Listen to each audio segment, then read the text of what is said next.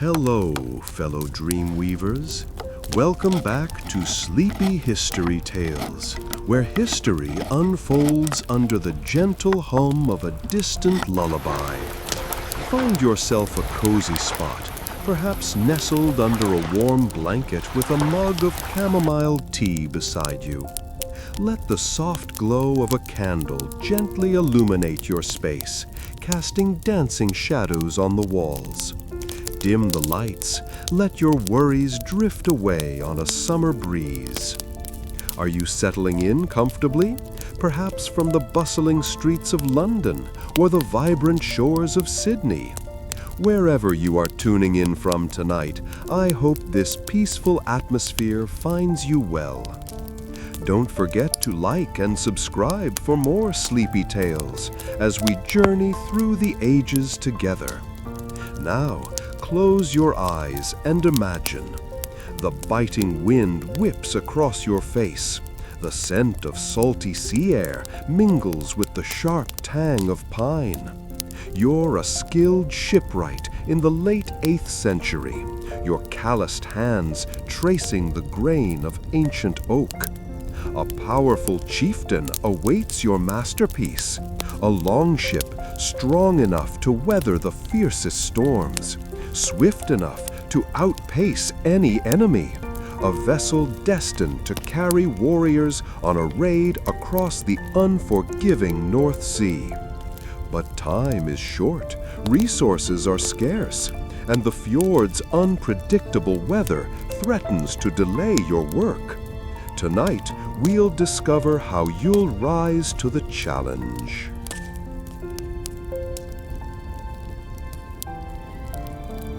Now, close your eyes for a second.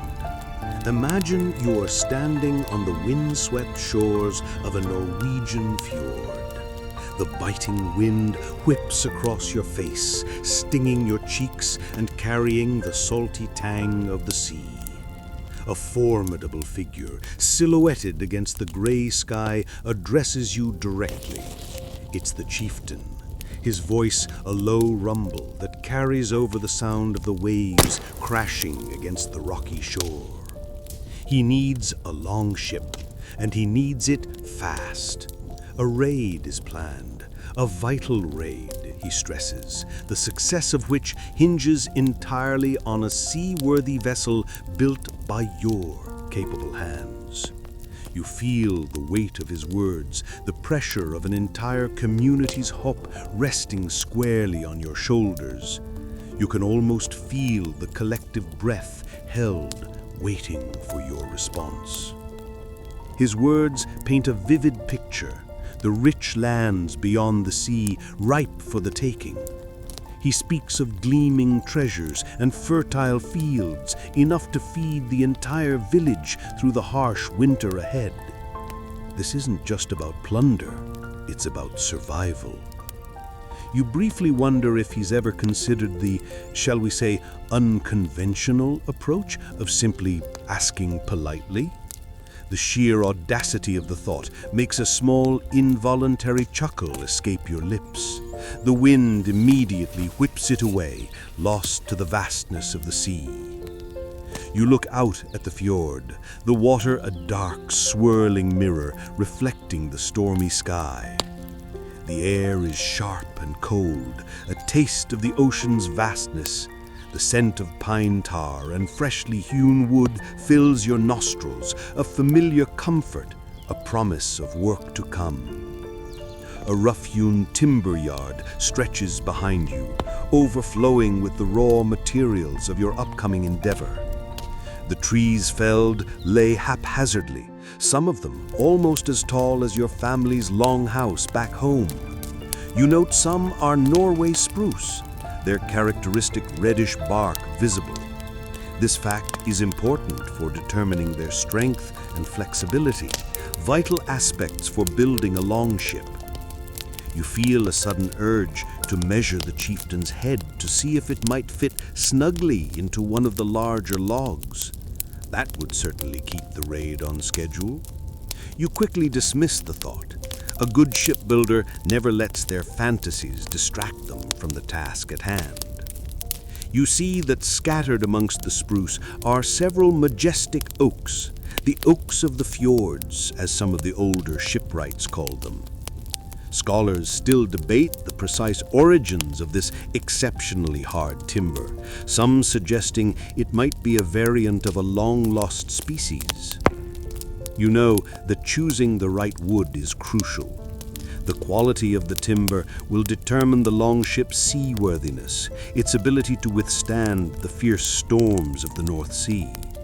This, you also know, is something that every shipbuilder understands, from those who've only been working with timber for a month to those who have spent their entire lives building longships.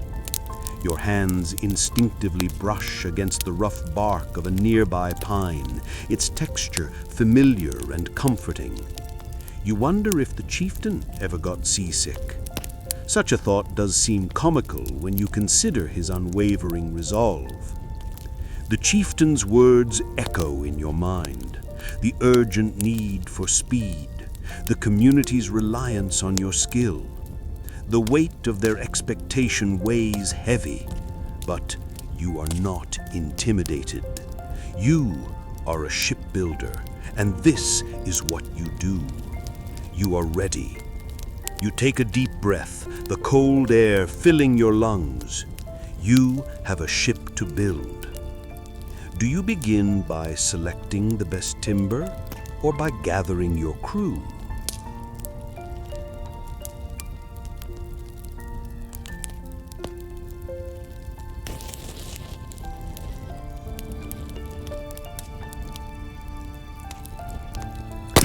The wind, still biting, whips at your cloak as you turn from the fjord, the chieftain's words echoing in your ears. As you stand there, contemplating the immense task ahead, the bustling activity of the village begins to unfold. The rhythmic clang of hammers, the sharp rasp of saws, the shouts of men, a familiar symphony of shipbuilding. You decide that the most pressing need is to secure the expertise that will transform raw timber into a seaworthy vessel. You start your search near the docks, where the air smells strongly of salt and tar, a familiar scent clinging to everything. There you find Bjorn, a grizzled veteran shipwright with eyes that hold the wisdom of countless storms. His hands, gnarled and calloused, are evidence of a lifetime spent shaping wood. He listens to your request, his expression unreadable at first. Then a slow smile cracks across his weathered face. He'll join your project, but his price is high. Not in coins, but in the finest quality mead for a whole year. He mentions his son, a sturdy lad who wants to learn shipwriting. You consider it and feel satisfied with the decision. Next, you seek out Astrid, a carpenter known for her meticulous work and keen eye for detail. She is younger than Bjorn, her hands smaller and smoother, but her gaze just as sharp. She's renowned for her swiftness. Astrid accepts your offer immediately, her enthusiasm palpable. She's eager to prove herself alongside Bjorn. Your final choice is a bit more uncertain. Einar, a young, cocky carpenter, boasts of skills that haven't yet been properly tested. He's fast, though, and full of innovative ideas. You are not quite sure if he is as skillful as Bjorn, and you weigh the risks and rewards.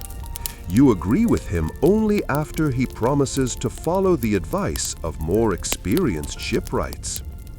With your core team assembled, Bjorn the wise veteran, Astrid the precise artisan, and Einar the ambitious newcomer, you feel a surge of confidence. Not the cliché surge of confidence, mind you, more like a steady, growing sense of capability. you've gathered not just skilled hands, but a balance of experience and youthful energy. The right mix, you hope. As you gather your team near the lumberyard, a surprising sight meets your eyes. A stack of unusually dark, strangely grained timber stands apart. You approach one of the carpenters and learn it's called Oak of the Fjords, a legendary wood almost mythical in its hardness and durability. The wood is supposed to be unyielding, and a legendary wood known for its strength and ability to weather storms. Yet, shaping this wood requires an entirely different approach. You can almost feel the stubborn spirit of the material pushing back. It appears to be the kind of timber that would give even a seasoned shipwright a headache. But you pause to consider the benefits. This would surely create a longship that can brave any storm, wouldn't it? As you assess this wood, Bjorn adds that he has heard tales of some Viking longship builders in the past who tried to work with it but ultimately abandoned the attempt because they couldn't manage it. As a matter of fact, one even went mad trying to shape it. You decide to include a healthy dose of caution in your approach, opting to use the Oak of the Fjords for the keel, the most crucial part of the vessel. It is worth the risk, or so you think. This longship needs to survive anything. The oak's toughness will make the ship stronger. Now you face a decision. Do you begin working with the Oak of the Fjords immediately, facing the challenges of this unfamiliar material head-on? Or do you first focus on selecting and preparing the more traditional timber, building up momentum before tackling this unique and supposedly cursed wood? The scent of pine and the weight of expectation hang heavy in the air.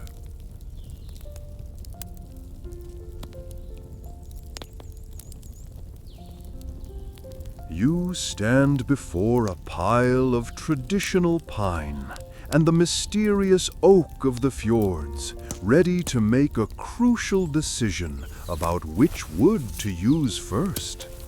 The weight of the chieftain's expectation presses down on you. The fate of the longship, and perhaps the success of the upcoming raid, rests on your choice. You carefully examine each type of timber, running your calloused hand across the smooth surface of the traditional pine, and then the rough, almost impossibly dense grain of the Oak of the Fjords. The scent of pine and a strange earthy aroma fills your nostrils as you weigh the advantages and disadvantages of each, the chieftain's impatient voice echoing in your mind. The pine, familiar and readily available, promises a quicker build, but its softer brain might not withstand the rigors of a long sea voyage. The Oak of the Fjords, however, is a different beast entirely. Stronger, denser, almost impossibly tough, an almost mythical wood whispered about in hushed tones by the village elders. The rumor goes it is incredibly difficult to work with. You recall a story, a rather dubious tale, mind you, passed down through generations of shipbuilders. Oak of the Fjords supposedly came from a sacred grove, guarded by mischievous forest spirits, who, if not properly appeased with offerings of fermented berries and hearty folk songs, are said to curse the finished vessel, leading to unpredictable steering and even spontaneous combustion, although scholars still debate the accuracy of that last bit. It's a fascinating story, but not something you would rely on for a reliable longship. The practical concerns, however, are compelling. You know that Viking longships were marvels of engineering, designed for speed, durability, and maneuverability. Their construction involved intricate joinery, precise measurements, and a deep understanding of both wood and seafaring. You run your fingers along the rough texture of the oak, the wood almost seeming to pulse with a latent strength. Historians agree on the essential role of shipbuilding in Viking expansion, but the specifics of the oak of the fjords remain obscure. You weigh your options. The pine promises speed and ease of working. Choosing it would likely make the chieftain happy, at least in the short term. But the oak of the fjords, though incredibly more difficult to work with, offers a potential for durability unmatched by any other timber in the area. A longship made from this wood could withstand the harshest storms and survive a long raiding season. Considering the weight of responsibility and the long, arduous sea voyage, do you choose the reliable but less resilient pine, or the incredibly strong yet almost mythical oak of the fjords? The decision is yours. You choose. The scent of sawdust and pine needles is sharp in the air as you make your choice. Your first step is to pick up your tools and begin.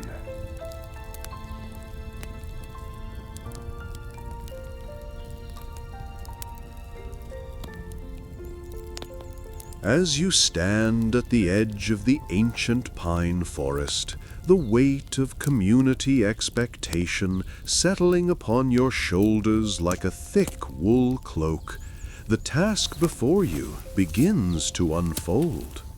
The air, crisp and clean, carries the scent of pine needles and damp earth, a stark contrast to the salt-tinged breeze of the fjord.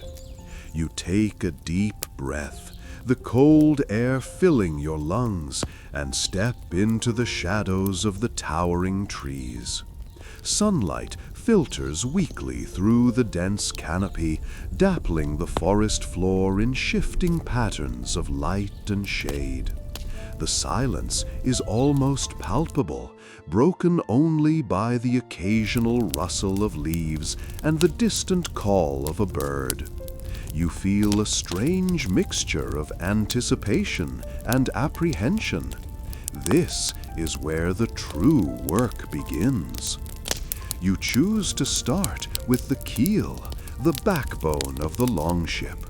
You select a massive pine, its trunk thicker than any man could embrace, its bark rough and deeply furrowed. Your crew, a collection of sturdy individuals hardened by years of toil, follows your lead, their movements efficient and practiced. The rhythmic thud of axes against wood echoes through the forest, a steady counterpoint to the chirping of unseen insects. You feel the comforting weight of the axe in your hands, the familiar scent of pine sap and sawdust filling your nostrils, the sharp bite of the cold steel against the wood, and the satisfying chunk as the wood splinters feels strangely satisfying, almost relaxing. The trees themselves seem to groan as they fall, their massive forms crashing to the earth with a thunderous roar that shakes the very ground beneath your feet. You direct the felling of more pines, each one chosen with meticulous care. You check the grain, feeling for knots or imperfections, discarding those deemed unsuitable. Your keen eye, honed over years of experience, spots the slightest flaws. You choose only the straightest, strongest trees, those capable of withstanding the stresses and strains of the sea. The process is slow, painstaking work, but each felled tree brings you closer to your goal. One of your crewmen, a wiry fellow with a surprisingly cheerful disposition despite the backbreaking labor makes a joke about needing a bigger axe to handle such enormous trees. You almost smile, the humor a welcome break in the intensity of the task. The sun begins to dip lower in the sky, casting long shadows across the forest floor. The air grows colder as the day fades, but you and your crew continue your work. The rhythmic clang of axes a steady rhythm against the dying light. You guide the careful trimming of the logs, removing the branches and bark, preparing the timbers for the next stage of construction. You see your team expertly using both traditional axe and a new type of hand saw, a relatively modern tool that is more efficient. The sound of the saw's teeth cutting through the wood, an entirely new sensation, a strange combination of sharp and smooth. You feel the increasing physical strain, your muscles aching, your hands calloused and sore. Still, you persevere, your determination unwavering. You carefully organize the timbers, marking each one for its designated position in the hull, ensuring a perfect fit. As darkness descends, the forest takes on a mystical quality. The scent of pine thickens, growing richer, almost intoxicating. The only light comes from the occasional flickering fire, casting dancing shadows against the trunks of the great pines. You and your crew pause your work, the exhaustion almost palpable, but the feeling of accomplishment is strong too. You survey your surroundings. A half moon begins to appear in the sky, providing enough light for you to continue to work. You are making good progress. The stack of selected timber is large enough to continue the construction tomorrow, and you see it is going to be enough for the Longship's keel. You feel the cold bite of the night air as you prepare your team for the night's rest. Your determination to build the finest Longship the fjord has ever seen fuels your tired body and continues to give you the energy to push onward.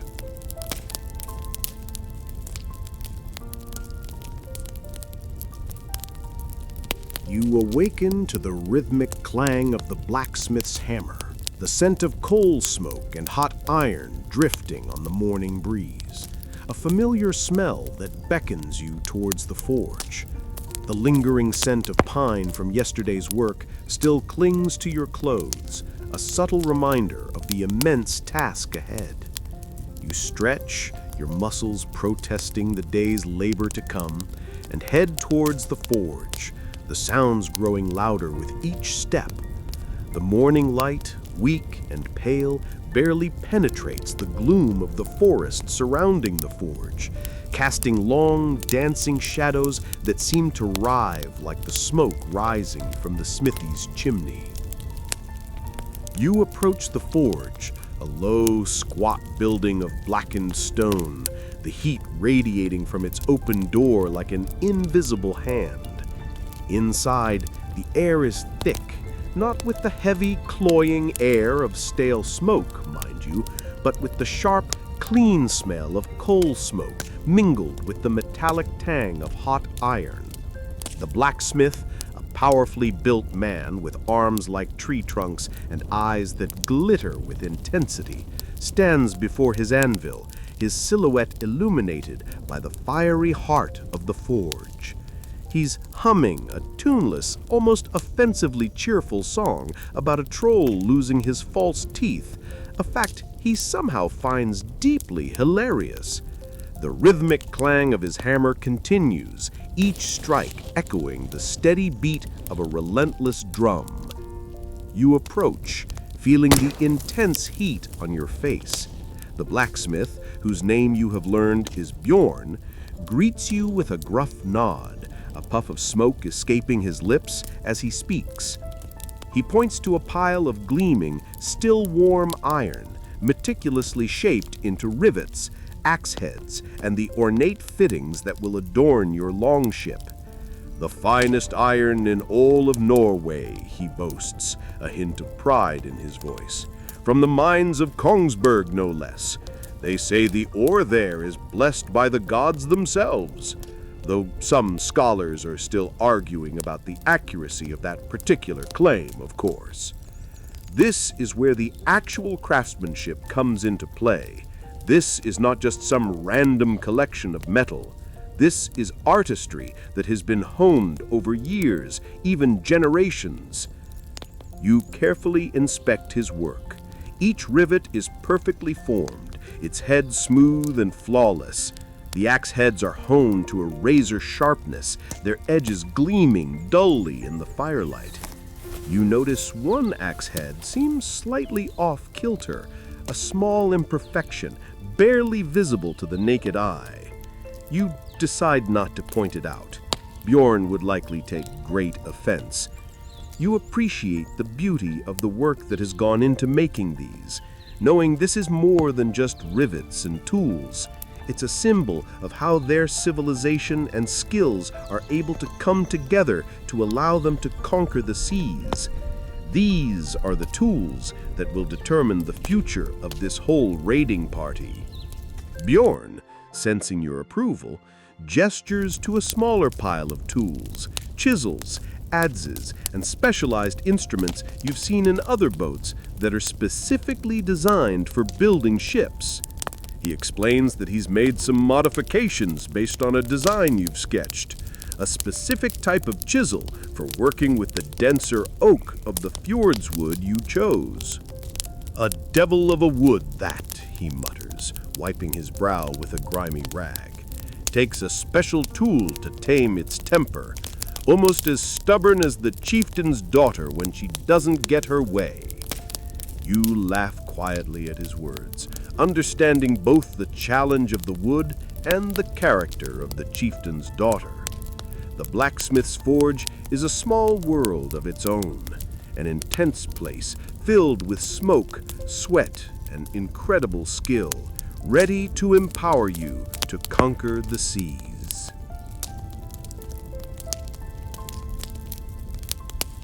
You return to the shipyard. The rhythmic clang of hammers and the scent of pine and freshly cut oak filling the air as you direct your crew in assembling the longship's keel. The weight of the chieftain's expectation and the promise of adventure pressing down on you. The newly forged iron, still warm from the blacksmith's forge, gleams in the dappled sunlight filtering through the gaps in the surrounding trees. You check the alignment of the massive timbers, your calloused hands tracing the smooth, resinous surface. The air is thick with the smell of sawdust and sweat, a familiar aroma that speaks of hard work and the creation of something magnificent.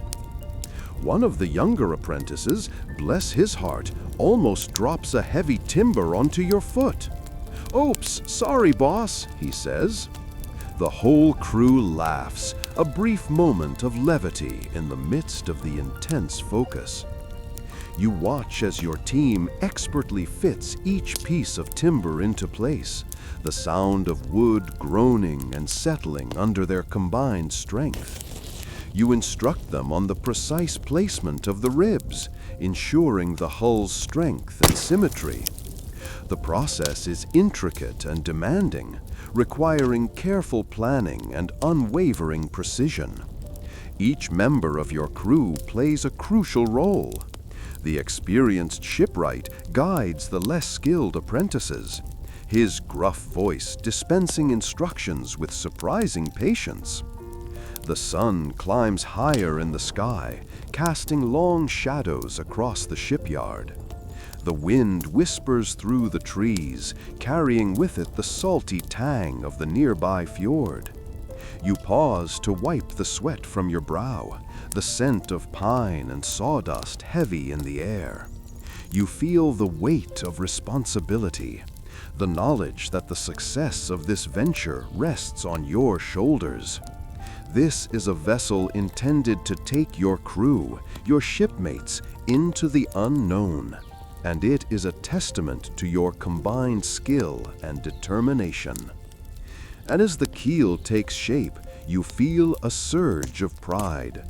The project is moving smoothly, better than you initially anticipated.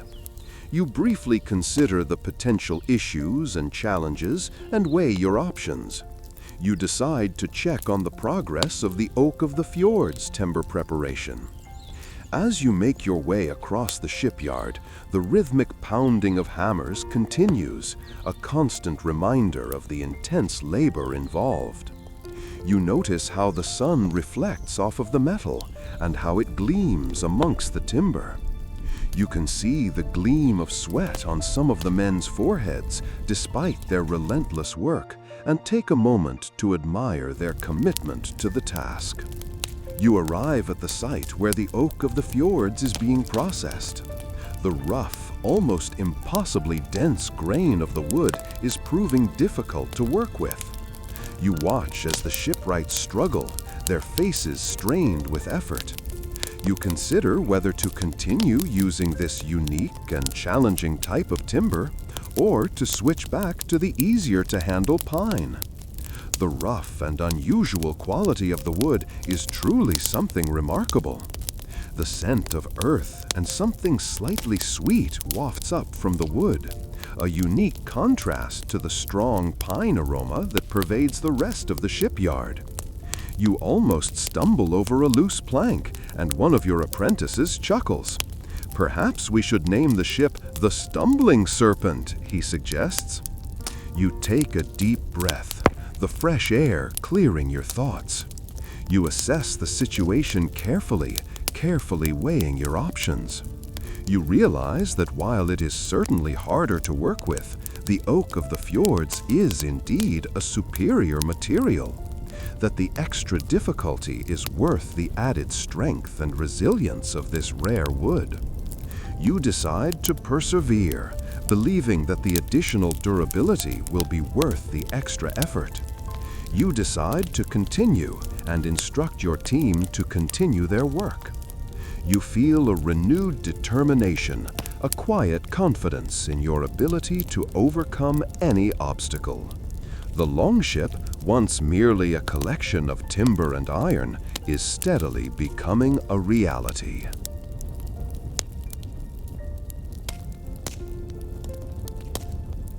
As you stand overlooking the partially assembled keel, the scent of pine and oak clinging to your clothes, the first fat raindrops begin to fall.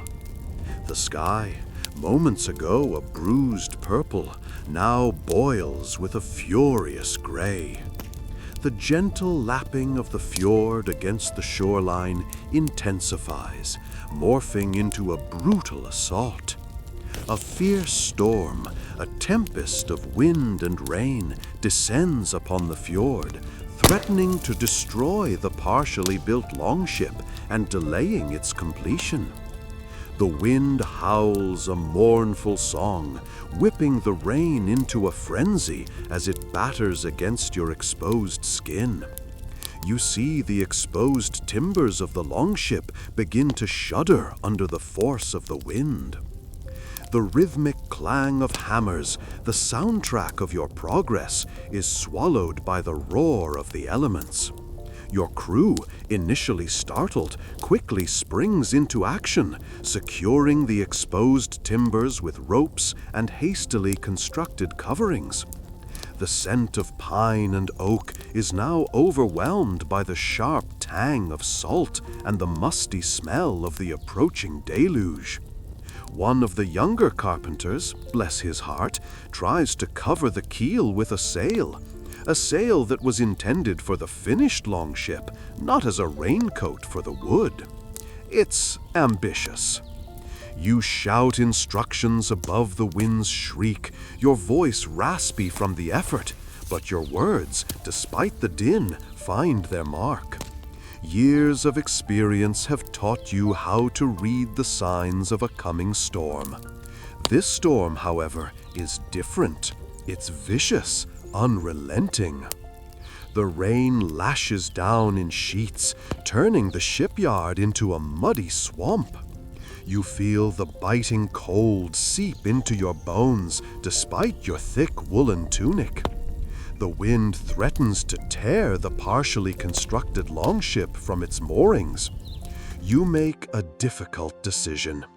Do you risk further damage by trying to finish the work now, or do you wait for the storm to subside?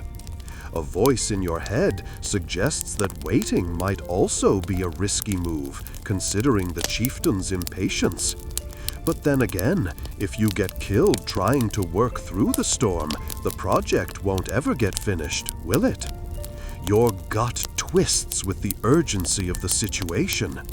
The weight of the chieftain's expectations, coupled with the threat of the storm, is almost unbearable. You recall a less common approach to working during storms used by some more experienced shipbuilders, utilizing the lull between waves to accomplish certain aspects of the build. You decide this could be your way out of this. You order the crew to secure the longship and find shelter. Your focus shifts to securing the partially completed vessel, ensuring it will survive the storm. Scholars still debate whether the Norse used any form of sophisticated weather forecasting, with some believing that their reliance on signs in the sky was purely observational, and others arguing it was intertwined with spiritual beliefs. This storm, however, leaves little room for debate. The sea's fury is unmistakable. You spend the rest of the day directing your team as they reinforce supports and clear away debris, constantly making judgments of how to weather the storm. Amidst the chaos, you're almost amused by the sight of a particularly determined seagull trying to snatch some of the soggy scraps left behind by the lunch crew. The storm rages through the night. The winds howl, a relentless companion to your anxious thoughts. In the lull between the worst gusts, you think over the plans for securing the timber. You wonder if you should have used the traditional pine instead of the oak of the fjords. You also wonder if the chieftain might take your head as punishment for the delay. The risk is too high for not taking action. You contemplate, rather absurdly, using the chieftain's own shield as a makeshift roof over the exposed timbers, though it might be the perfect size. Maybe not. You would need to ask the blacksmith to forge new shields. You make a detailed assessment of the damage and determine the necessary repairs for the ship. You know what you need to do.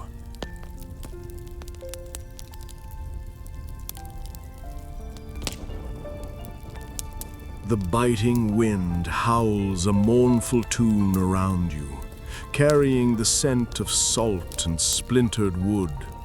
As you stand amidst the wreckage of a storm-ravaged shipyard, the task of rebuilding the longship feels monumental. Broken timbers lie scattered like fallen soldiers, their once proud forms now twisted and scarred. The rhythmic clang of hammers, a comforting sound just days ago, is replaced by the mournful creak of damaged wood and the sigh of the wind through the ravaged scaffolding.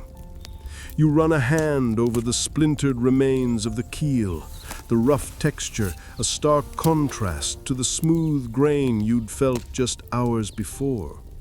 The chieftain's words, sharp and urgent, echo in your mind, a constant reminder of the looming deadline.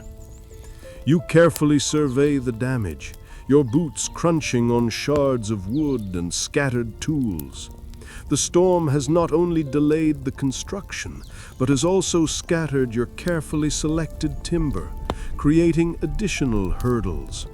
Some planks are beyond repair, their grain shattered beyond redemption.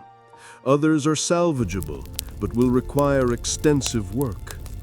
You note that some of the already prepared oak of the fjords remains untouched by the storm's fury. This sturdy wood, resistant to the elements, offers a glimmer of hope amidst the devastation.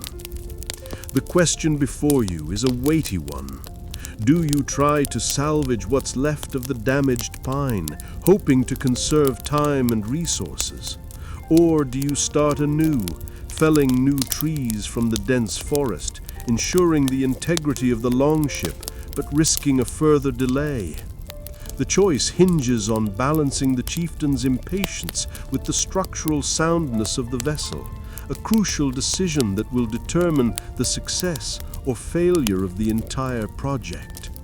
You could attempt to repair and reuse the damaged pine, but doing so might weaken the ship's structure. You briefly think about just telling the chieftain a dragon attacked the ship, but decide against that. You consider the logistics of each option. Salvaging the existing wood would require significant repair work, potentially slowing down the construction process even further. Falling new trees would mean a trek into the dense forest, a journey that could be fraught with its own challenges. The forest, dark and mysterious, is alive with creaks and rustles. The air, thick with the scent of pine and damp earth, could hold unforeseen obstacles. You think about building a small, quick-to-assemble dinghy and leaving the Longship project until after the raid, but the chieftain would certainly have your head. The sun, a weak, watery disk behind the lingering storm clouds, barely penetrates the gloom, casting long shadows that accentuate the scale of the devastation. You feel the chill of the wind as it bites through your thick woolen tunic, and the aching throb in your muscles is a stark reminder of the grueling labor that lies ahead regardless of your decision. However, the thought of the sturdy oak of the fjords, its strength unscathed by the storm's fury, gives you a renewed sense of purpose. Perhaps using some of the oak of the fjords alongside the salvaged pine will allow you to speed up construction without compromising the ship's seaworthiness. Perhaps a solution exists that avoids either extreme. You think that despite the chaos, the overall situation isn't nearly as bad as trying to assemble flat-pack furniture. You make your decision. You will salvage what you can from the damaged timber, focusing on the structural integrity of the vessel and ensuring that only the strongest parts of the damaged wood is reused. You will also incorporate a significant amount of the oak of the fjords, relying on its resilience to compensate for the weaknesses in the salvaged pine. It's a gamble, but it's the best path to get the Longship back on track and launch on schedule. You gather your crew, detailing your plan, their faces mirroring your own determination to overcome this unexpected obstacle. The work begins anew, a testament to resilience and skill.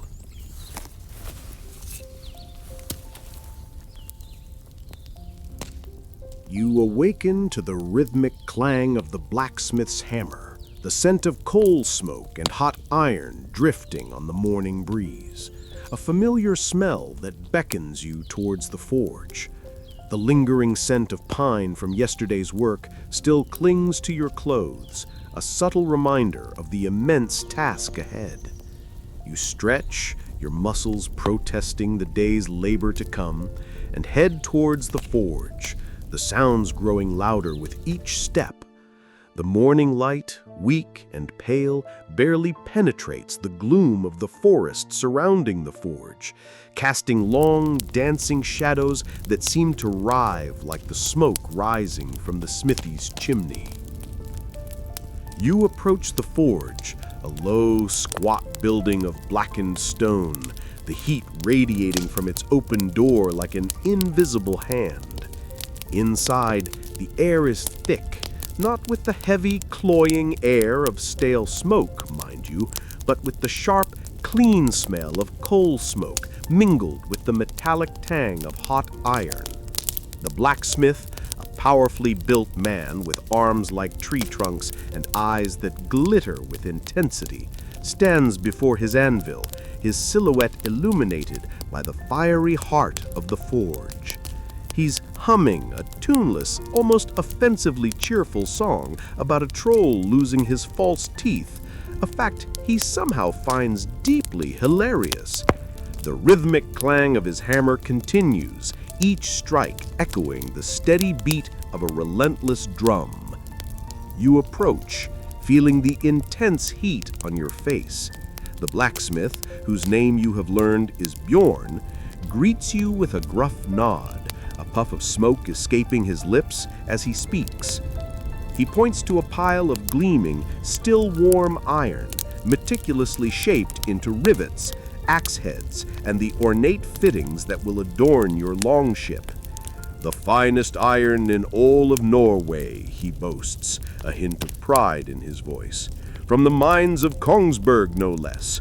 They say the ore there is blessed by the gods themselves, though some scholars are still arguing about the accuracy of that particular claim, of course. This is where the actual craftsmanship comes into play. This is not just some random collection of metal. This is artistry that has been honed over years, even generations." You carefully inspect his work. Each rivet is perfectly formed, its head smooth and flawless. The axe heads are honed to a razor sharpness, their edges gleaming dully in the firelight. You notice one axe head seems slightly off kilter, a small imperfection, barely visible to the naked eye. You decide not to point it out. Bjorn would likely take great offense. You appreciate the beauty of the work that has gone into making these, knowing this is more than just rivets and tools. It's a symbol of how their civilization and skills are able to come together to allow them to conquer the seas. These are the tools that will determine the future of this whole raiding party. Bjorn, sensing your approval, gestures to a smaller pile of tools, chisels, adzes, and specialized instruments you've seen in other boats that are specifically designed for building ships. He explains that he's made some modifications based on a design you've sketched, a specific type of chisel for working with the denser oak of the Fjords wood you chose. "A devil of a wood, that," he mutters, wiping his brow with a grimy rag. "Takes a special tool to tame its temper, almost as stubborn as the chieftain's daughter when she doesn't get her way." You laugh quietly at his words, understanding both the challenge of the wood and the character of the chieftain's daughter. The blacksmith's forge is a small world of its own, an intense place filled with smoke, sweat, and incredible skill, ready to empower you to conquer the seas.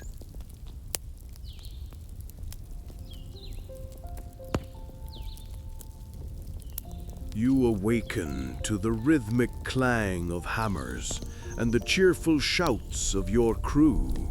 The rising sun painting the fjord in hues of gold and rose as you inspect the Longship's progress.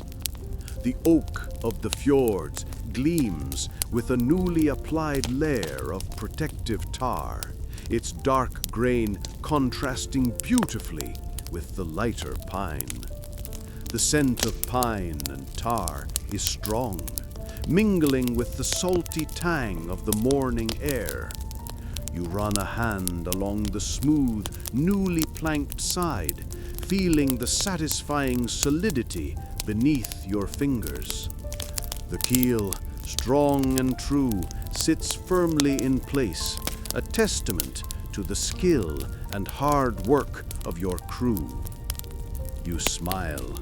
The Longship is truly taking shape. You move to the stern, watching as your shipwrights meticulously shape the stern post, carefully carving the intricate dragon head that will adorn the rear of your vessel. Its details are emerging and looking more defined as they continue to work, reflecting the intricate craftsmanship of your best sculptor. A wave of satisfaction washes over you as each piece feels perfect in place, a culmination of days of effort. You notice a small group huddled near the bow, discussing something animatedly. Approaching cautiously, you hear them arguing about the placement of the mast. One younger crew member, eager to prove himself, suggests a slightly different angle, claiming it will improve the ship's maneuverability.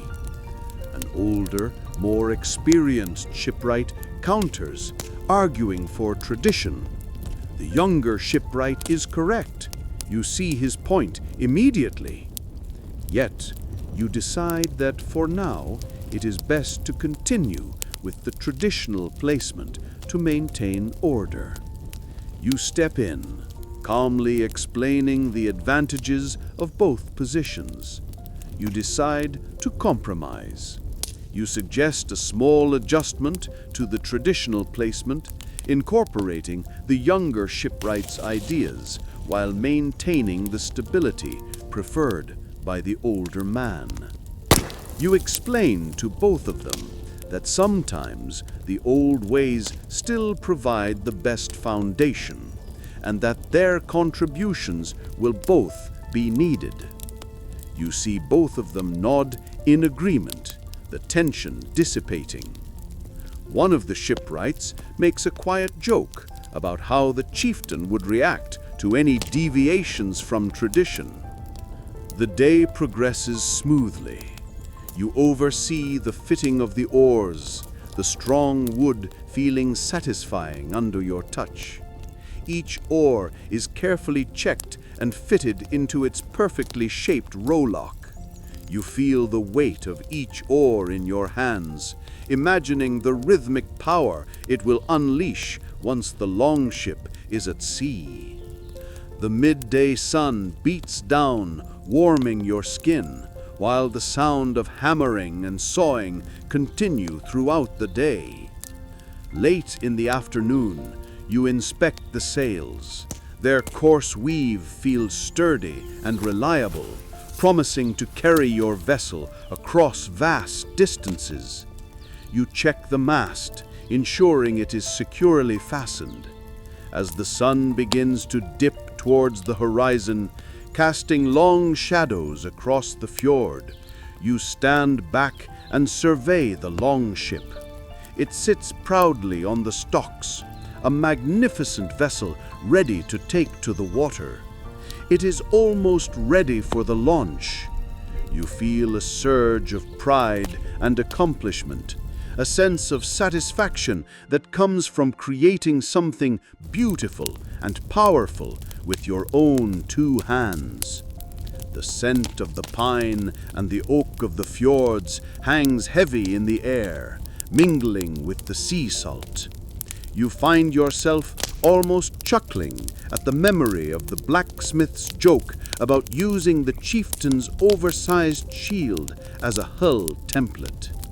You make one last inspection as twilight descends on the fjord, a soft glow illuminating the Longship's fine details, and then you decide to call it a day.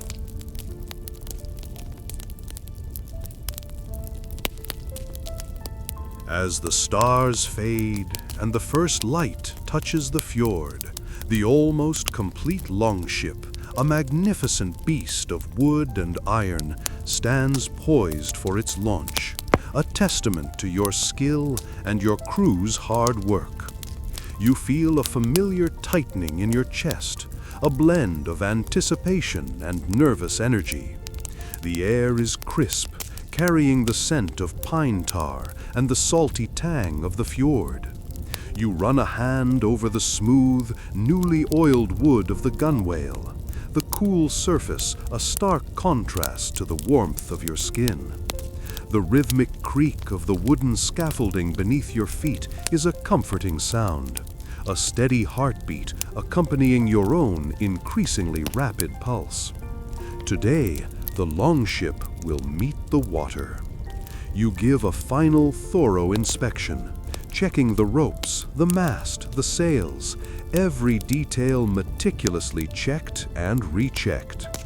Your crew, a motley but highly effective bunch, watches you, a mixture of pride and apprehension reflected in their faces.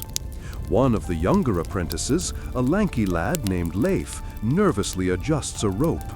You catch his eye and offer a small, encouraging nod, reminding yourself to fix that leaky barrel before the raid. A few more checks for any last-minute adjustments.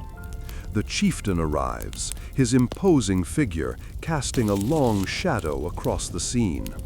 His eyes, though usually hard, seem to soften slightly as he regards the Longship, a hint of grudging admiration in their depths. He nods curtly to you, a silent acknowledgement of your hard work. A group of villagers has gathered, their excited chatter mingling with the gentle lapping of waves against the shore. The sense of anticipation is palpable, the air thick with a potent mix of excitement, apprehension, and the ever-present smell of the sea. You quietly make a mental note to use less strong-smelling tar in future. The slight stinging in your nostrils might be a problem over the long haul. The launch begins. With practiced ease, your crew works together, their movements orchestrated by years of shared experience. Strong arms and shoulders heave on ropes, guiding the Longship slowly but surely towards the water's edge. You feel the tension slowly dissolve, replaced by a sense of awe. You'd never understood the engineering challenges behind this process until you'd overseen it. A collective gasp rippled through the crowd as the vessel begins its descent. The Longship glides towards the water. The vessel slips seamlessly into the fjord. It floats, a majestic silhouette against the pale morning sky. A cheer erupts from the crowd, a sound both joyous and slightly unsettling. Scholars still debate the exact rituals associated with the launch of a Viking longship. Some believe there were elaborate ceremonies, perhaps involving sacrifices or offerings to the gods to ensure a safe voyage. Others argue that the emphasis was more on practical matters, checking the vessel's seaworthiness. You don't concern yourself too much with such theoretical arguments. A cold wave laps against your boots as you look out over the fjord. You feel immense satisfaction. The Longship is afloat. You briefly consider whether to give her a more imposing and less practical name. The slightly leaky Serpent's Kiss doesn't really quite have the ring to it. The day progresses with the celebratory feast. The chieftain, surprisingly jovial, toasts your success with a generous horn of mead. You raise your cup, feeling the weight of everyone's gaze upon you, a testament to your leadership and the Longship's quality. Leaky Leif, emboldened by the success of the project, even tries to tell a joke, although it falls flatter than a week-old pancake. You savor the moment, the triumph of hard work and shared endeavor against the beautiful backdrop of your completed vessel in the bright fjord. As the sun sets, casting long shadows across the water, you feel a profound sense of accomplishment and a profound sense of satisfaction.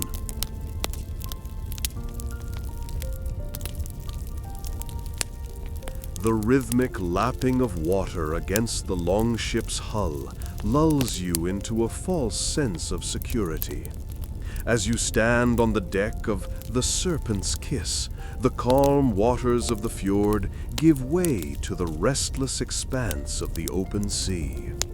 The air, once crisp and clean, now carries the salty tang of the ocean, a constant reminder of the journey ahead. You grip the railing, the rough-hewn wood familiar and comforting against your calloused palms. The sun, a pale disk in the vast gray sky, offers little warmth against the biting wind. You feel the weight of responsibility pressing down. The chieftain's raid, the lives of your crew, the success of the mission. Ahead, the other longships of the fleet form a jagged line, their sails billowing like restless beasts against the wind. You watch them, making sure no boat falls too far behind, keeping watch over them all. The creak of the ship, the groan of the timbers under the waves, is a constant background to the shouts of the oarsmen. Their rhythmic chants rise and fall with the waves. You notice the growing tension among the crew, the apprehension mingling with the excitement. Some faces are drawn, pale under the gray sky, eyes fixed on the horizon. Others display an eager anticipation, their eyes gleaming with a fierce determination. You adjust your course slightly, steering clear of a particularly ominous-looking wave cresting on the horizon. It crashes against the hull with a force that makes the whole ship shudder, sending a spray of icy water over the deck. The scent of salt and sea spray stings your nostrils. You hear the sharp cry of a gull overhead, a lonely sound in the vastness of the ocean. You adjust the sails, making minute changes in response to the shifting winds. Your hands, rough and strong from weeks of toil, are capable of this job. You have a firm grip, even in this chaos.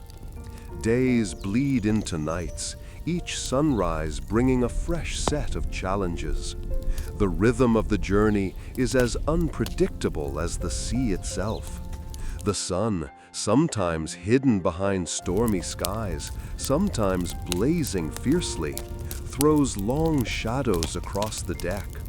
The stars, pinpricks of light in the inky blackness, guide you through the night.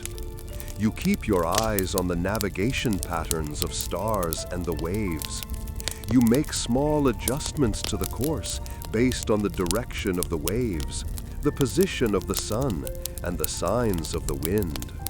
You feel a grudging respect forming for the untamed power of the ocean, a power that dwarfs your human strength. One of your crew members, a wiry fellow with a mischievous grin, suggests naming the biggest wave the Chieftain's Temper.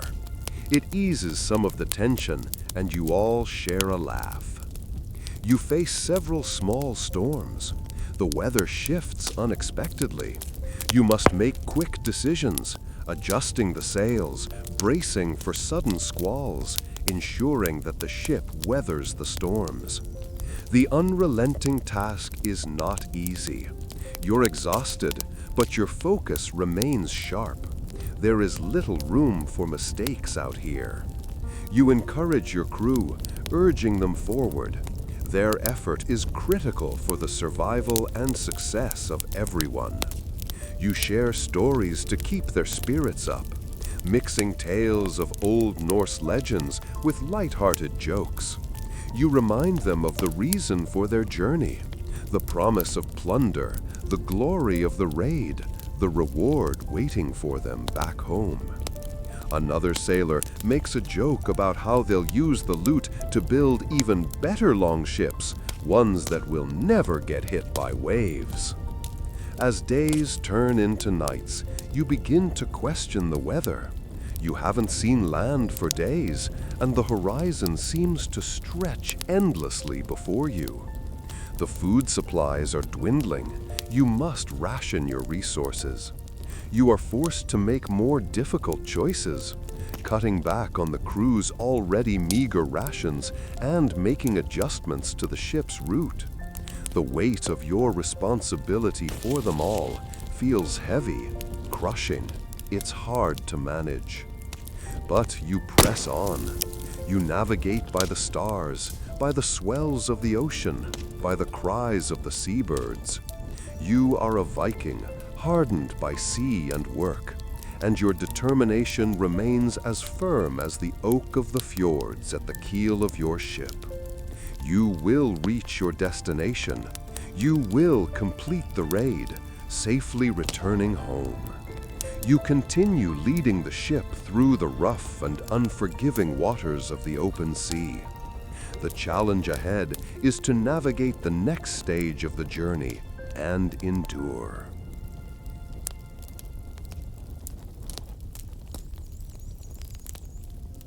You stand at the helm of the Serpent's Kiss, the ship battling relentless waves, the vast expanse of the ocean stretching before you, a palpable tension hanging heavy in the air. The salt spray stings your face, a constant reminder of the ocean's raw power.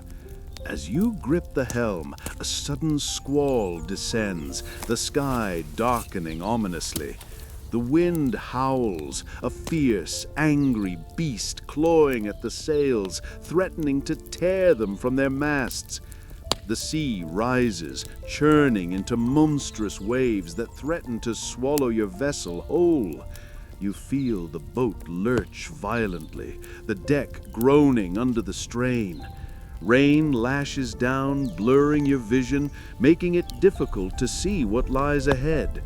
A nearby cove, partially hidden by the driving rain and surging waves, offers a potential shelter, but navigating the treacherous rocks that guard its entrance is a risky gamble. You hear the shouts of your crew, their voices barely audible above the roar of the wind and waves. Fear, sharp and cold, pricks at your mind. You see the desperation in their eyes as they struggle to maintain control of the ship. The situation is perilous. Making the wrong decision could mean the loss of your ship, your crew, and maybe even your life. A common misconception about Viking raiders, that they were all fierce warriors, ignores the fact that many were highly skilled sailors and shipbuilders, just like you. They respected and valued the ocean just as much as they respected the sea gods. Scholars still discuss the extent to which their seafaring skills were passed down through generations or developed independently. That is, if they weren't passed down through the sea gods directly, which you think, as you brace yourself against the next wave, is a perfectly viable explanation. You must choose. Do you risk attempting to ride out the storm, battling the unforgiving waves and potentially facing the full fury of the elements? Or do you try to navigate the treacherous entrance to the cove, risking shipwreck on the jagged rocks? The weight of this decision rests squarely on your shoulders. You remember one Viking legend about a shipbuilder who was so skilled he could predict the tides with his gut. Your gut, however, feels mostly like it's trying to climb out of your throat. You assess the situation, weighing the risks of both options. The cove might offer temporary respite from the worst of the storm, but it's a gamble. The hidden rocks could prove fatal. On the other hand, enduring the squall in the open ocean is equally fraught with danger. You see a break in the waves, a small window of opportunity to attempt to enter the cove. A quirky fact about Viking longships: many had a decorative dragon's head at the bow. This wasn't just for show. It was believed that the dragon's head would ward off evil spirits and protect the ship from harm. You privately hope that the dragon head on the Serpent's Kiss is working overtime right now. This is not a debate you have time for right now, though, as another monstrous wave crashes against the hull, threatening to pull you under. You feel the cold spray soak through your clothes, chilling you to the bone. Your hands are raw from the constant struggle with the helm. The ship creaks and groans, protesting the strain. The moment of decision is now. Do you turn towards the cove, or bravely hold your course in the face of the storm.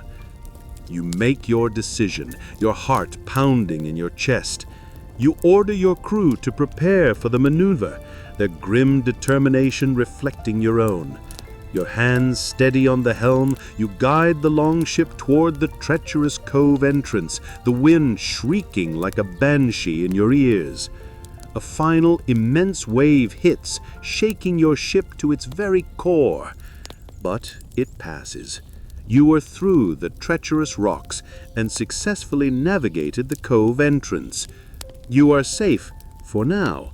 You let out a ragged breath, feeling the tension slowly release from your body.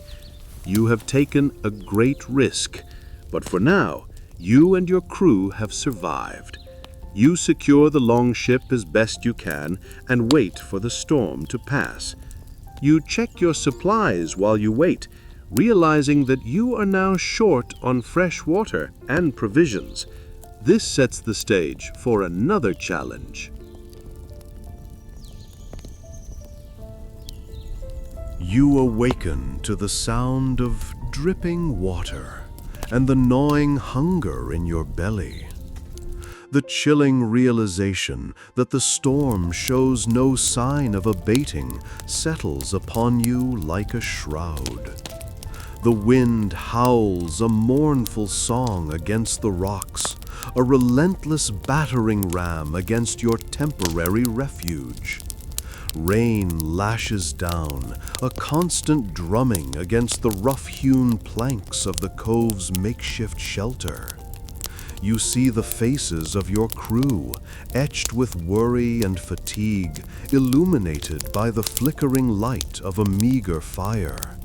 The meager flames fight a losing battle against the relentless downpour, casting long, dancing shadows on the damp stone walls. The air smells thick with the dampness of the earth, mingled with the acrid tang of wood smoke. Your stomach rumbles, a protest against the emptiness. You remember the dwindling supplies, a few scraps of dried meat, a nearly empty water skin, and some hardtack biscuits crumbling at the edges. You run a hand through your damp hair. The salt spray from the earlier storm still clings to it. The rhythmic crash of waves against the rocks, a relentless percussion, is a constant reminder of the sea's power, its unforgiving nature. You reach for the water skin, feeling the almost pathetic weight of it in your hand. The remaining water is barely enough for a single swallow per person. You glance at your first mate, Bjorn, his broad shoulders slumped with exhaustion. He meets your gaze, his expression a mixture of grim determination and worry.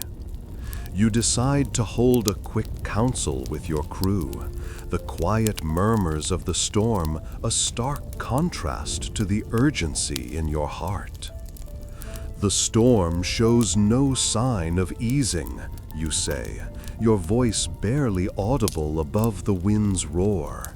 Our supplies are critically low.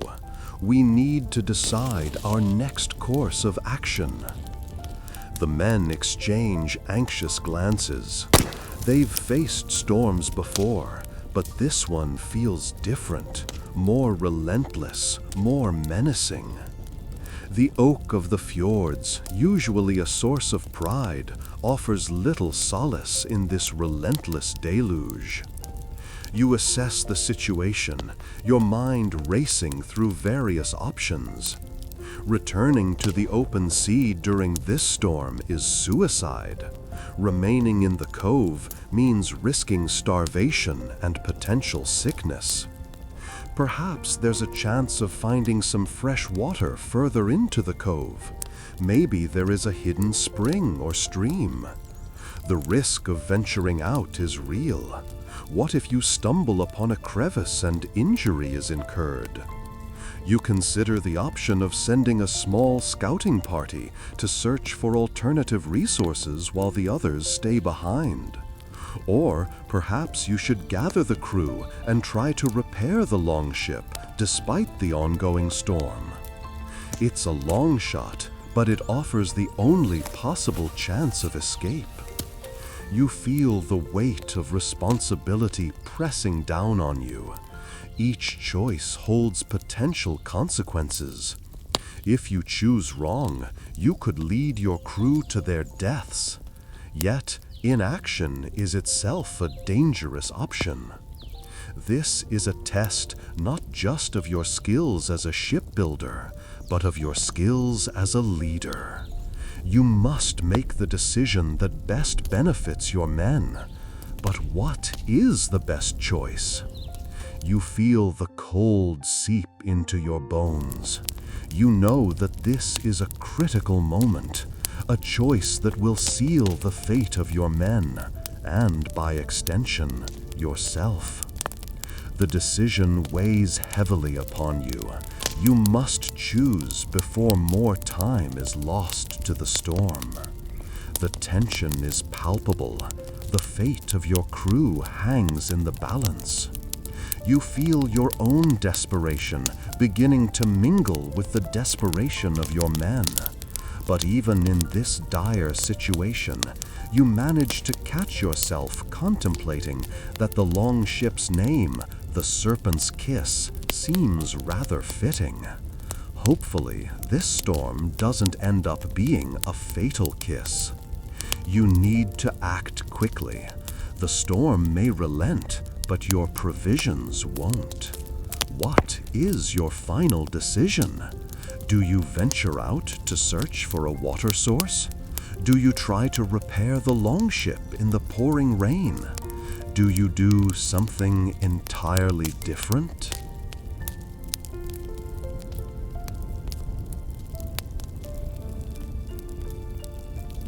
You awaken to the rhythmic drip, drip of seawater echoing in the cramped cove.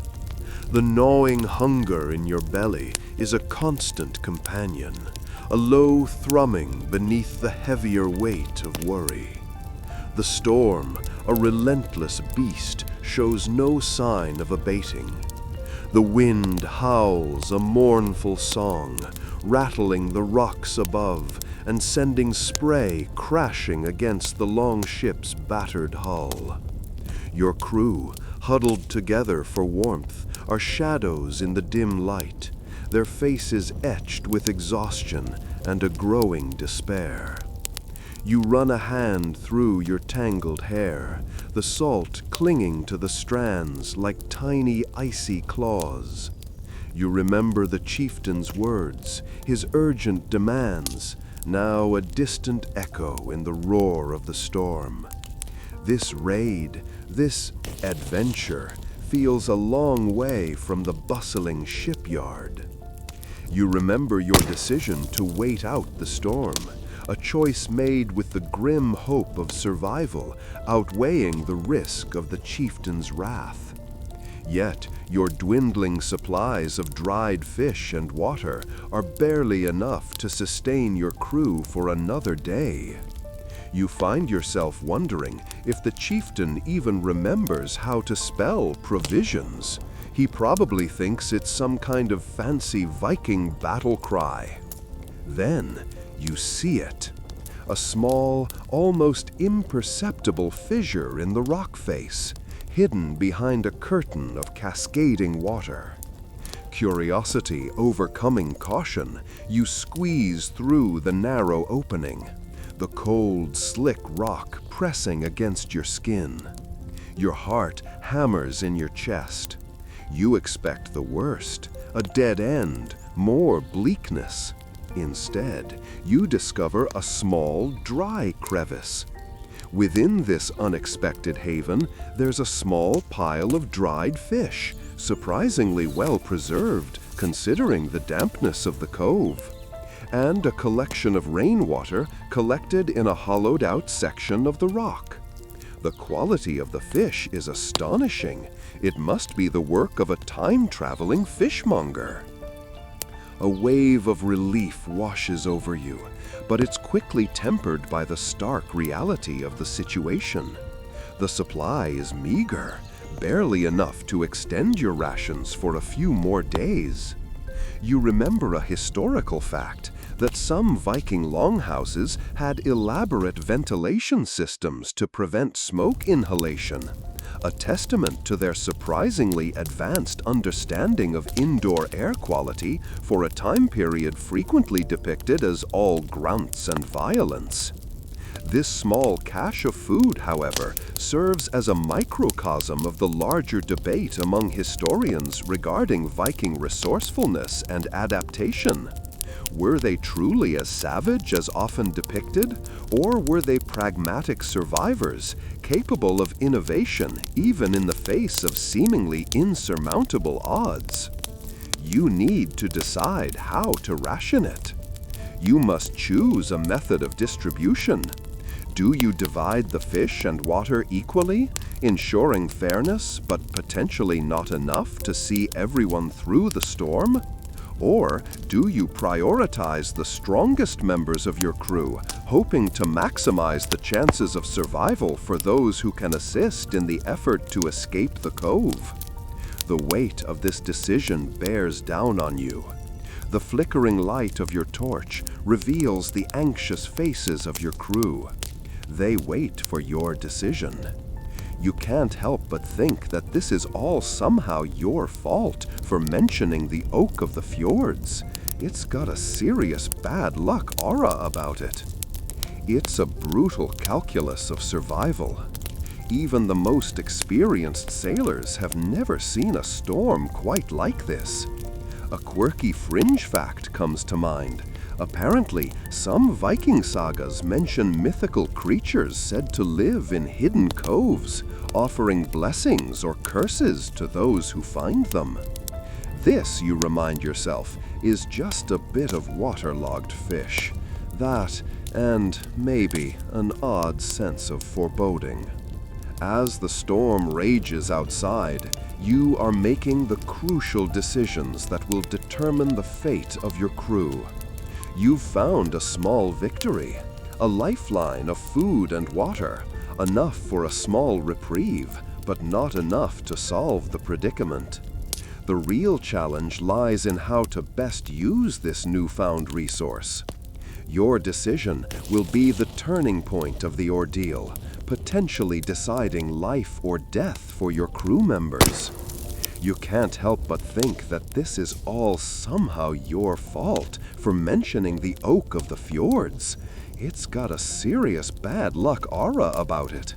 It's a brutal calculus of survival. Even the most experienced sailors have never seen a storm quite like this. A quirky fringe fact comes to mind. Apparently, some Viking sagas mention mythical creatures said to live in hidden coves, offering blessings or curses to those who find them. This, you remind yourself, is just a bit of waterlogged fish. That, and maybe an odd sense of foreboding. As the storm rages outside, you are making the crucial decisions that will determine the fate of your crew. You've found a small victory, a lifeline of food and water, enough for a small reprieve, but not enough to solve the predicament. The real challenge lies in how to best use this newfound resource. Your decision will be the turning point of the ordeal, potentially deciding life or death for your crew members.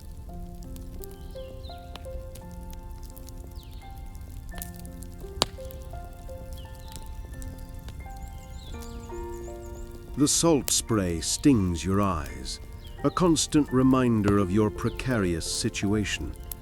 As you assess the meager supplies, a handful of dried fish, a skin of brackish water, the gnawing hunger in your belly intensifies.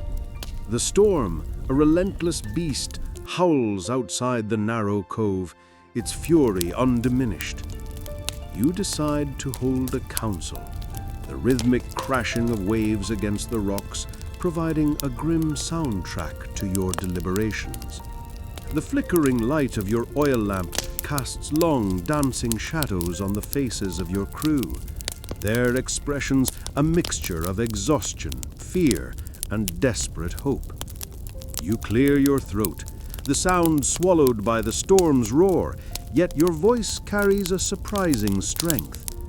We have enough to survive for perhaps 2 days, maybe 3, you state, your voice calm and measured, a stark contrast to the turmoil raging around you. But not if we continue to waste it. A murmur ripples through the small group. You see Bjorn, the blacksmith, shift his weight uneasily. He's always been a pragmatist, and his silence is telling. The young apprentice, Leif, looks to you with wide, anxious eyes. You place the dried fish on a smooth rock, dividing it into small portions. You explain your plan in simple terms. The rations must be measured, shared equally. Every drop of water is precious, to be used sparingly. There are no heroes in starvation, only casualties of poor choices. You can feel a tension forming in the cramped space. This isn't about leadership. This is about survival. But what about getting out of here? Someone shouts, their voice barely audible over the storm's relentless assault. It's Gunnar, the ship's carpenter. He's known for his blunt honesty and his knack for solving practical problems. His question is a necessary one. You nod. That's what we must decide. Repairing the Serpent's Kiss in this weather is a gamble. The wood may be too waterlogged, but staying here isn't a guarantee either. You pause, letting your words sink in. We could try to signal for help. A large fire might be seen, but it would require fuel, and we have little left. You run a hand through your wet hair. The biting wind whistles through the cracks in the cove. The smell of salt and seaweed fills your nostrils, a relentless reminder of your exposed position. The debate begins, a low hum of anxious voices punctuated by the angry roar of the wind and waves. Bjorn, pragmatic as ever, suggests prioritizing repairs. Leif advocates for a rescue signal, even suggesting they break apart some wooden parts of the ship if necessary to fuel a large fire. Gunnar suggests a combination. Repair the most crucial parts of the ship enough to get them out of the cove and send a rescue signal at the same time. He suggests a more ingenious way to make a fire, one that uses less precious material. You listen carefully, weighing the arguments. You realize that Gunnar's plan is the most balanced. It minimizes risk while maximizing their chances of survival. The tension in the air is thick, not the metaphorical kind, but the very dampness, the very air you are breathing feeling heavy and close. You feel a prickling of goosebumps spread across your arms. This is not about a plan, it's about a decision. You make your decision. This is the route you'll take.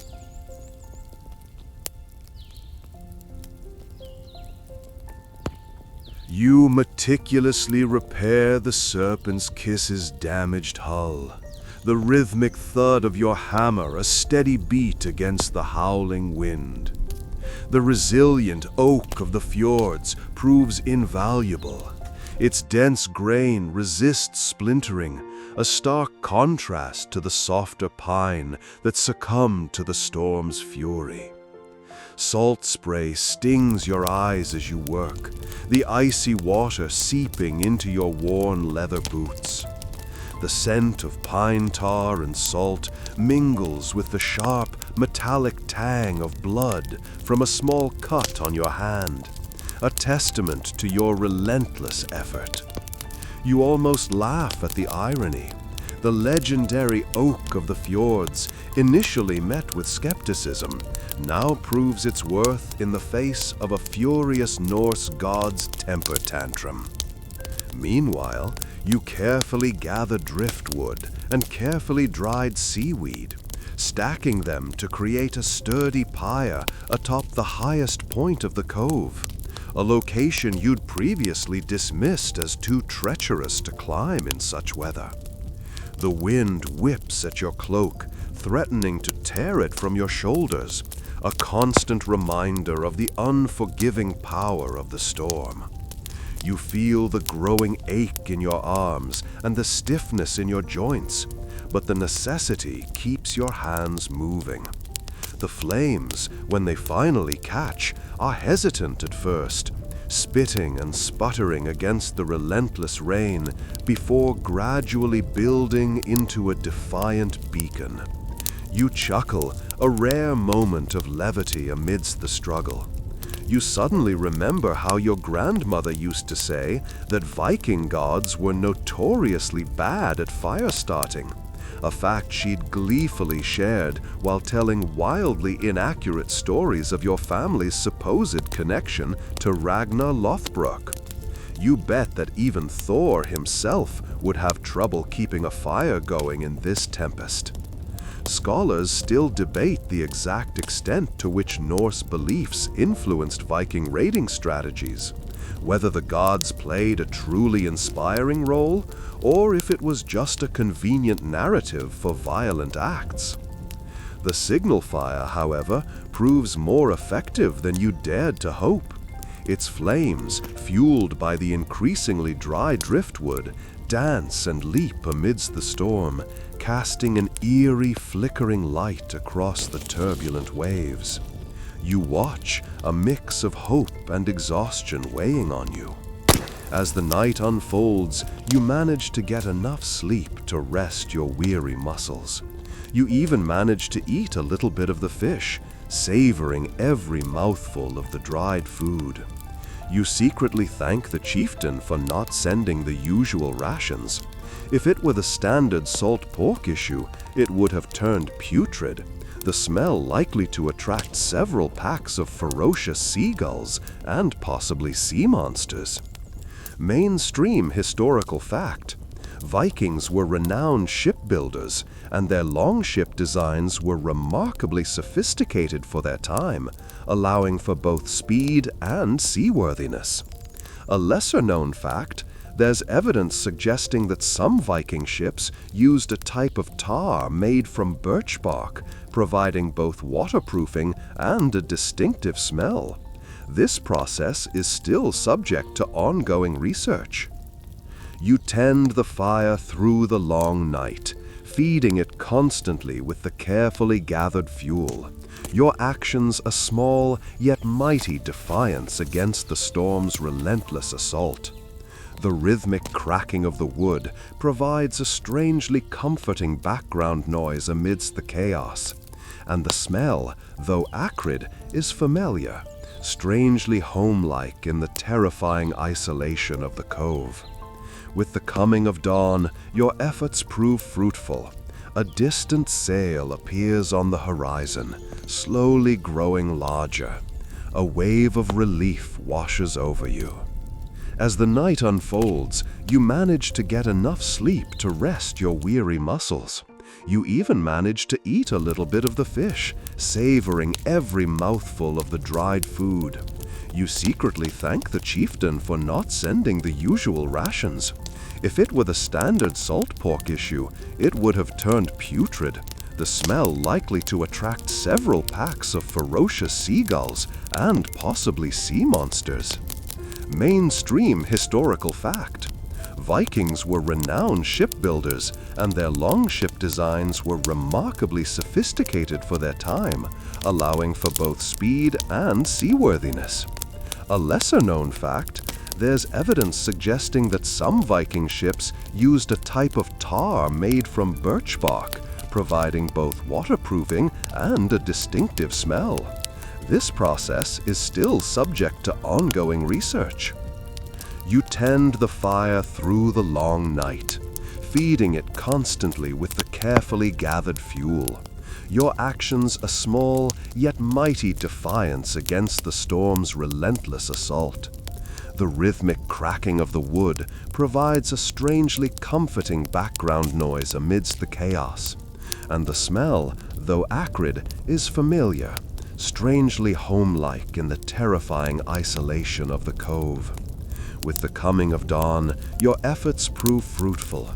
A distant sail appears on the horizon, slowly growing larger. A wave of relief washes over you.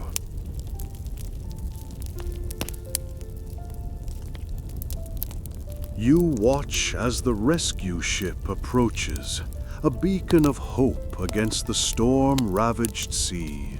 The relief is palpable, a wave of warmth washing over you despite the biting wind and icy spray. As you cling to the splintered railing of the Serpent's Kiss, a rope ladder descends from the sturdy vessel, its rough fibers scratching against your calloused hands. You feel a surge of gratitude, a profound sense of relief that washes over you as you begin to climb. The rhythmic creak of the ropes, a comforting sound against the relentless roar of the storm. The deck of the rescue ship feels solid beneath your feet, a welcome contrast to the precariousness of your own battered longship. You hear the shouts of encouragement from the rescue crew, their voices muffled by the wind, but carrying a feeling of genuine support. The salt spray stings your eyes, but you barely notice, overcome with exhaustion and the overwhelming sense that your ordeal is finally ending. You are hauled aboard, the rough ropes biting into your shoulders, and the jarring lurch of the Serpent's Kiss being towed behind is a surprisingly gentle movement given the circumstances. You see your crew, faces pale and drawn, but alive, being helped onto the deck one by one. The smell of wood smoke and something akin to boiled cabbage, definitely not the finest cuisine, greets you on board the rescue ship. It's not the luxurious longhouse feast you'd envisioned after the successful launch, but it's a welcome comfort after weeks of rations and salt spray. You feel a strange mix of gratitude and something like embarrassment, an emotion you rarely allow yourself as a shipbuilder. You've never been rescued before, a thought that brings a slight, almost sheepish grin to your lips. The captain, a broad-shouldered man with a surprisingly kind face despite the harshness of his life at sea, offers you a steaming mug of something hot. You're not sure exactly what it is, but it smells faintly of herbs and something sweet, a welcome contrast to the salty tang of the sea air. You sip it slowly, feeling the warmth spreading through your chilled body. The taste isn't quite as terrible as you'd expected. You notice the ship is surprisingly clean, at least by seafaring standards, and there is a surprisingly organized arrangement of supplies, surprisingly better organized than your own tool shed. This brings a sudden jolt of recognition. You've seen that organized supply strategy somewhere before. It's the same system you'd always use to keep your tools and shipbuilding materials in order. As you look out at the storm, now beginning to subside, you see your own battered longship, the Serpent's Kiss, bobbing gently behind the rescue vessel. Its scarred hull tells a tale of weathered storms and hard work, a testament to your endurance and a reminder of the challenges you've overcome. The oak of the fjords shows little sign of damage, even despite the battering the hull endured, yet another testament to your choice of materials. You realize that while the raid itself is unfinished, you are alive, your crew is safe, and the longship, though bruised, will sail again. This realization settles upon you as a heavy but comforting weight. The gentle rocking of the rescue ship, a lullaby against the fading fury of the storm. You lean against the railing, the warmth of the drink spreading through you, the soft cadence of the waves against a hull a soothing counterpoint to the exhaustion in your bones, and you begin to consider how to repair the Serpent's Kiss.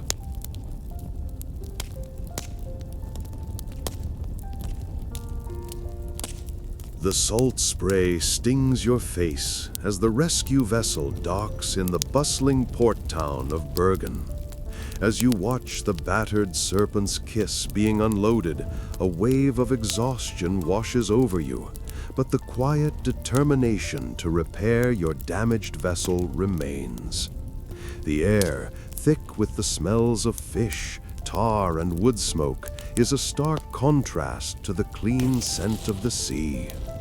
You feel the weight of the chieftain's gratitude, a debt paid not just in coin, but in the trust he's placed in you. He's already sent word ahead. A messenger arrived on the rescue vessel, his breath fogging in the cold air, his words a mix of relief and excited anticipation. You are to oversee the complete repair of the Serpent's Kiss, and the chieftain has promised unprecedented access to resources, even the finest oak from the royal forests.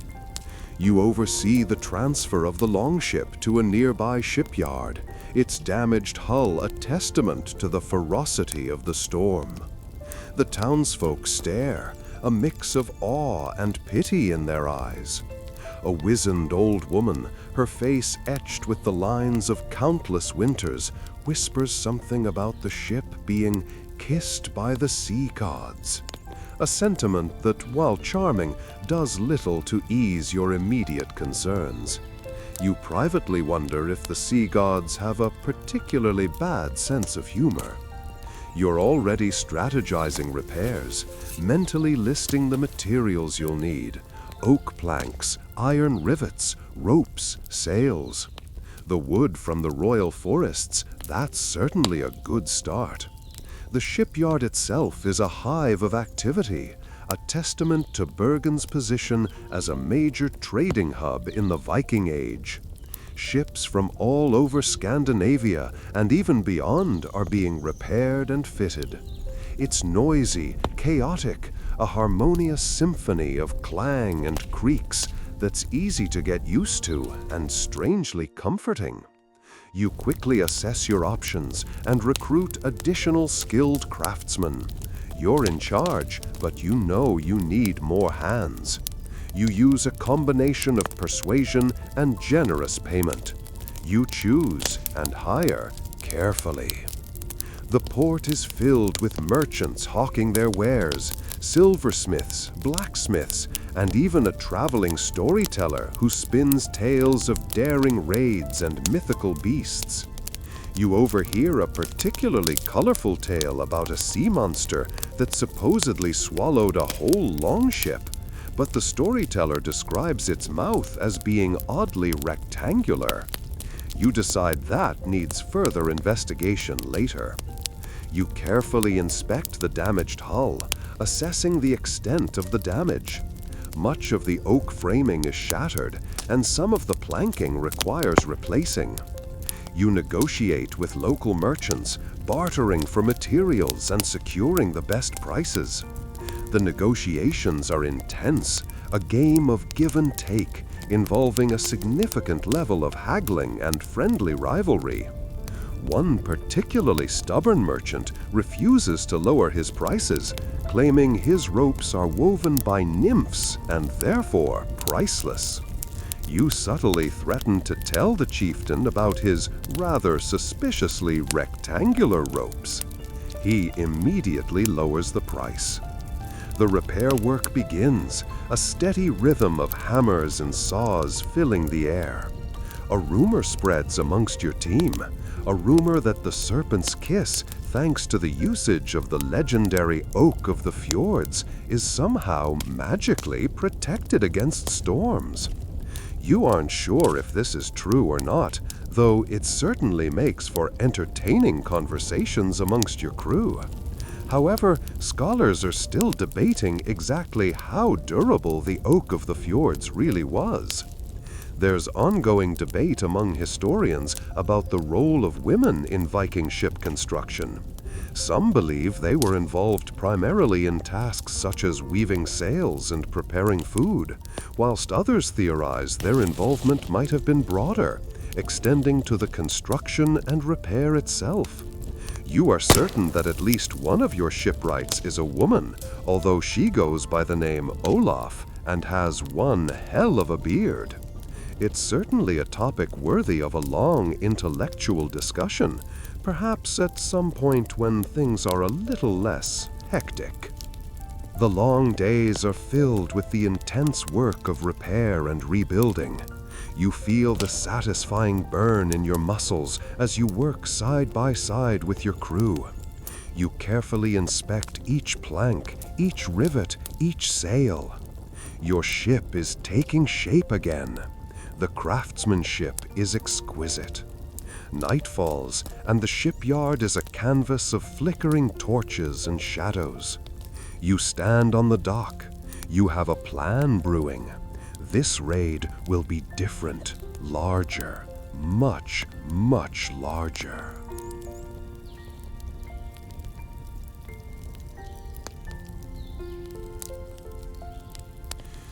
You stand on the bustling docks of Bergen, the salty air thick with the smells of fish, tar, and wood smoke.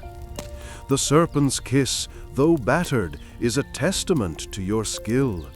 Its repairs are nearly complete, a source of both pride and a restless energy. The chieftain's gratitude, delivered in the form of a hefty purse and a promise of future favors, fuels your ambition. You feel the familiar hum of activity around you, the rhythmic creak of ropes, the shouts of dock workers, the clang of metal on metal. You are basking in the afterglow of success, but a subtle unease prickles at the edges of your contentment. Then a shadow falls across your path. A weathered messenger, cloaked and hooded, approaches, his eyes hidden deep within the shadows. He slips a small sealed pouch into your hand, surprisingly heavy for its size. The parchment inside is thick and stiff, the writing intricate and unfamiliar. It is a message, penned in a spidery script, the language oddly formal and precise. You cautiously break the seal, the scent of some exotic spice, unfamiliar to you, filling your nostrils. You decipher the words, your brow furrowing as the implications sink in. The message is from a rival chieftain, Bjornulf, a name whispered with a mix of fear and respect amongst seafarers. It's an offer, an audacious proposal. Bjornulf needs a longship, a vessel even larger and more imposing than the Serpent's Kiss. He offers a sum of gold that far surpasses the chieftain's reward, a fortune that would secure your prosperity for generations. But there's a catch, a chilling undercurrent to the lavish offer. The message speaks vaguely of a secret cargo, a valuable exchange, and the need for absolute discretion. You feel a shiver, not from the cold, but from a growing sense of unease. The message ends with a cryptic warning. Trust no one. Meet at the Whispering Cliffs at the next full moon. Failure is not an option. You muse to yourself that this sounds suspiciously like a cliché from a really bad action movie. The salt-laced wind seems to carry a new chill as you consider your options. Accept Bjornulf's offer, risking a potential trap, or reject his proposal, forfeiting a massive fortune. The Whispering Cliffs, a notorious haunt of smugglers and outlaws, represent a place of grave uncertainty. You picture the cliffs in your mind, jagged, windswept rocks rising starkly from the sea. They're a place where secrets are born and lives are lost. The sound of the seagulls overhead suddenly seems ominous, their cries echoing your own internal conflict. You recall the strength and resilience of the oak of the fjords. Would that same resilience help in this negotiation, or is this a different kind of challenge altogether? You run your hand across the smooth wood of the Serpent's Kiss's newly repaired mast. The wood, as tough as it is, won't protect you from treachery. You know it is more than just timber and skill that will determine your success this time. The sun dips below the horizon, casting long shadows across the docks. The bustling activity begins to subside, replaced by a growing quietude.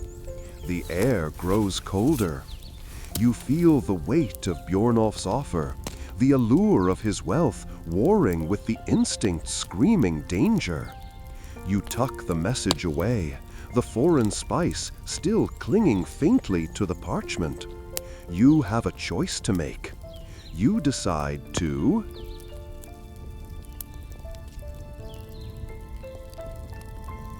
You cautiously meet Bjornolf in a secluded tavern, the air thick with the scent of salt, ale, and simmering distrust. The low murmur of conversations, the clinking of tankards, and the occasional raucous laugh form a muted background hum to your meeting. Bjornolf, a large man with a surprisingly gentle smile, sits across a rough-hewn table, his eyes sharp and assessing. He gestures towards a flagon of mead, its honeyed aroma competing with the more pungent smells of fish and unwashed bodies. You accept a tankard, the cool, smooth ceramic a comforting contrast to the prickling tension in the air. He begins to speak, his voice a low rumble that seems to vibrate the very table between you. He talks of the vast wealth available in the East, hinting at raiding parties that have returned laden with silks, spices, and gold. He mentions a rumor that some Vikings once raided a monastery and mistakenly brought back a load of goose feathers instead of the gold they were after. A small chuckle escapes your lips, a brief release from the pressure of the moment. He details his offer, a commission to build a larger, even more formidable longship, a vessel that would surpass even the Serpent's Kiss in size and strength. He emphasizes the incredible profit it would yield, mentioning the possibility of a share far greater than anything you could earn through the chieftain's raids. However, there's a catch. This isn't just a simple building contract. It involves navigating a complex network of trade routes, skirting rival chieftains, and potentially, though he doesn't state it explicitly, dealing with less than legal activities. You notice a rather large rat scurrying behind a barrel. You wonder if it's as concerned about the shady dealings as you are. His proposition is audacious, risky, potentially lucrative, and entirely at odds with what you knew you're comfortable with. The mainstream historical fact that comes to mind is the legendary trading networks of the Viking Age, reaching far beyond Scandinavia and to the ends of the earth. Scholars still debate whether these networks were mainly built on violence or on commercial exchange. You carefully consider the risks involved and weigh them against the potential rewards. The unusual and quirky fact that you recall suddenly is that some scholars believe Vikings used elaborate signaling systems using strategically placed fires to communicate across vast distances. Bjornolf, it seems, is using a more direct approach. You subtly probe Bjornolf, questioning the details of his proposal, the reliability of his contacts, and the legitimacy of his connections. His answers are carefully worded, his words laced with a certain ambiguity that is difficult to ignore. You pick up a small knife on the table, turning it over in your fingers. You are getting an increasingly uneasy feeling. The weight of this decision weighs heavily. He smiles again, and it is less gentle this time. You feel a knot of anxiety in your stomach, tightening with every passing moment. The room feels tighter. Do you accept Bjornulf's offer and face the dangers of a grander raid, or refuse and continue your existing path? You almost blurt out a joke about how this whole situation feels like a scene from a very bad movie, but you quickly catch yourself. The air grows heavy with unspoken threats. You sense that this meeting isn't about just building a ship. It is a carefully orchestrated test, an assessment of your capabilities. The decision you make now isn't just about wealth or success. It could shape your destiny in ways you can't even imagine. As the conversation reaches a critical point, a cold draft sweeps through the tavern, carrying the scent of the icy fjord. You feel a sudden chill in the air, but you ignore it and make your decision. You sit across the rough-hewn table from Bjornulf, the rival chieftain. The air smells of stale ale, salt spray clinging to his thick woolen cloak. His eyes, shrewd and calculating, never leave yours. He proposes a trade, a larger, faster longship in exchange for a share of the plunder from a raid on a distant, exceptionally wealthy monastery. He subtly hints at the monastery's lax security, a thinly veiled threat wrapped in a lucrative proposition. Your gut twists. The risk is immense, but the reward? The reward could secure your family's prosperity for generations. The clinking of tankards from nearby tables provides a backdrop to the tense silence between you. Do you accept Bjornulf's offer, accepting the inherent risks, or do you refuse, opting for a safer, though less rewarding, path? The new longship rises from the stocks. You christen her the Serpent's Coil, a fizzing name for a vessel designed for stealth and cunning. The raid unfolds under the cover of a moonless night. You navigate the treacherous coastline, the Serpent's Coil gliding silently through the water like a shadow. The monastery's walls are surprisingly poorly defended. The raid is swift and efficient. Your crew, hardened by past voyages, works with practiced precision. You watch from the bow, the moon illuminating the glittering spoils as your crew gathers the monastery's wealth. This is not simply treasure, but religious artifacts, sacred relics. You consider the implications of this.